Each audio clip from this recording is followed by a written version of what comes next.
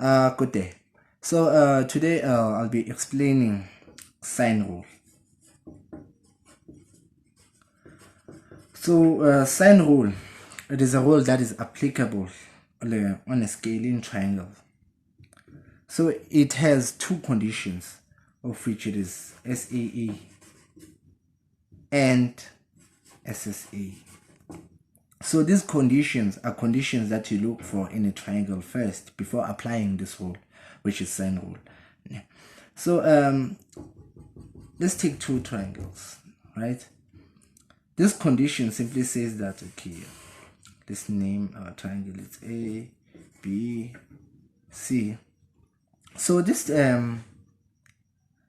rule, which is SAA, it simply says that, okay, to apply the sine rule, you have to have a side, an angle, and an angle.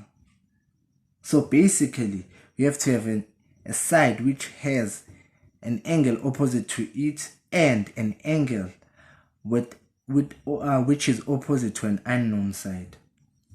So to write this down, it says that, okay, sine of angle C over side AB is equals to sine of angle B over side AC. So as for to write it in a way as many textbooks write it, we can say, okay, side with small a opposite, and then this side opposite small b, and this side is opposite small c. So yeah. So in this manner, it's a manner of which it helps us to not confuse things in case of attempting question papers or questions, to be specific. Yeah, to name the side of which you're looking for, because putting the small a's and b's in a question paper may make it look a bit busy, because there'll be also available values of the sides and not so on. So yeah, it's basically says sine of this angle AB, and AB small c is equals to sine of this angle over small b. Right? So this is what this is.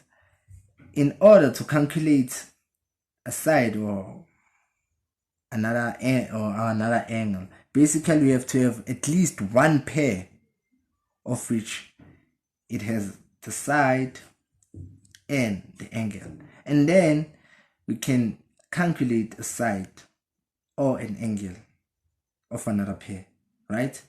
So in this case, we don't have B, but we do know our angle C. Oh, okay. Let me name it. Let me say C is equals to 5, and then B is equals to 30 degrees, and then angle C is equals to 20 degrees, right? So we can calculate a side B, in which it will be side angle C 20 degrees over the side, which is 5 units, and then sine 30 degrees over the unknown side. And then from here it's simple algebra, of which we know cross multiplication. And as for this condition simply says that, okay, let's say for side A, B, C, okay, small a, B is small c, and then AC is the small b, right? It says that, okay, in order to apply sine rule in a question, you have to have a side, and an angle, right? And this leads us to having at least one pair of the ratio and the side. In this case, we can calculate